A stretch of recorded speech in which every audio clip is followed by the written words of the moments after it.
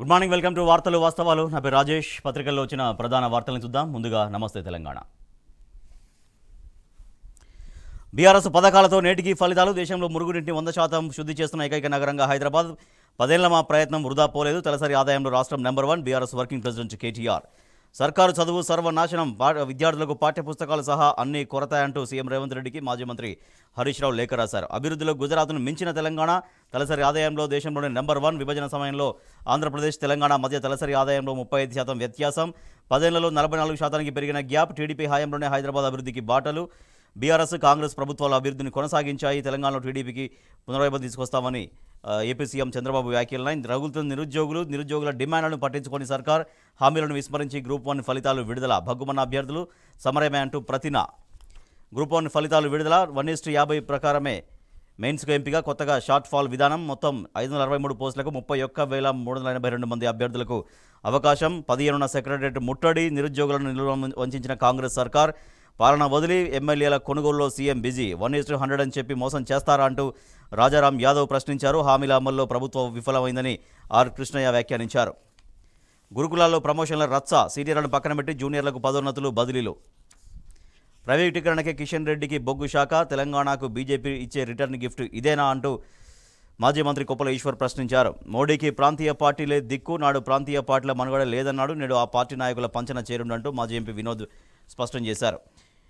24 గంటలు 4 రైతులు ఆత్మహత్య. కాలం కలిసి రాలేదని ముగ్గురు. భూ సమస్యతో మరొకరు బలవన్మరణం. ఆత్మహత్యకు యత్నించి మరో 2 దవాఖానా పాలు. భద్రాద్రి, వరంగల్, జనగామ, ములుగు జిల్లాల్లో ఈ ఘటనలు జరిగినాయి. ఇదేనా కాంగ్రెస్ న్యాయం? అన్నదాతలు ఉసురు తీస్తున్న రేవంత్ సర్కార్. అధికారుల నిరక్షణ వల్లే ప్రభాకర్ ఆత్మహత్య. రైతులకు అన్యాయం చేస్తే అగ్గి పుట్టిస్తామంటూ బీఆర్ఎస్ స్పష్టం చేసింది. రైతు కుటుంబానికి నిన్న బీఆర్ఎస్ సాయం చేసింది. ఆ కుటుంబాన్ని పరామర్శించింది. అట్ ద సేమ్ టైం నిందితుడికి డిప్యూటీ సీఎం సంఘీభావం. ప్రభాకర్ ఆత్మహత్య కేసులో నిందితుడైన కిషోర్ ఇంట్లో సమావేశం అనంతరం బయటికి వస్తున్న deputy CM Bhatti Vikramarka.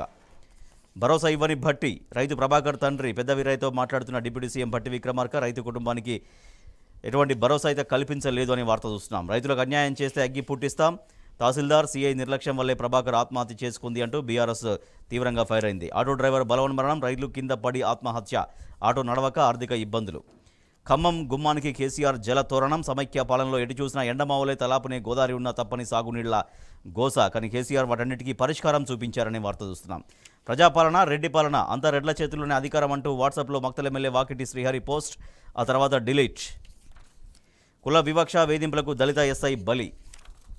CPS రద్దుకు ఉద్యోగుల పోరుబాట. కార్యాచరణకు సిద్ధమవుతున్న సంఘాలు. ప్రాజెక్టుల నిర్వహణ గాలికి. సీజన్ మొదలైన ఓఎండ్ఎంకు నిధులు నిల్. అమ్మకు తొలి బోనం. హైదరాబాద్ సంస్కృతి సంప్రదాయాలకు అద్దం పట్టే ఆషాఢ బోనాలు అంగరంగ వైభవంగా ప్రారంభమయ్యాయి.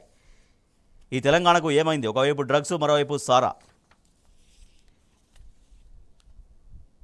ముడా స్కామ్ పత్రాలని విమానంలో తరలించారు. కర్ణాటక కాంగ్రెస్ సర్కారుపై కుమారస్వామి ఆరోపణ. గురుకులాల్లో ప్రమోషన్ల రచ్చ అనే ఒక వార్త చూస్తున్నాం.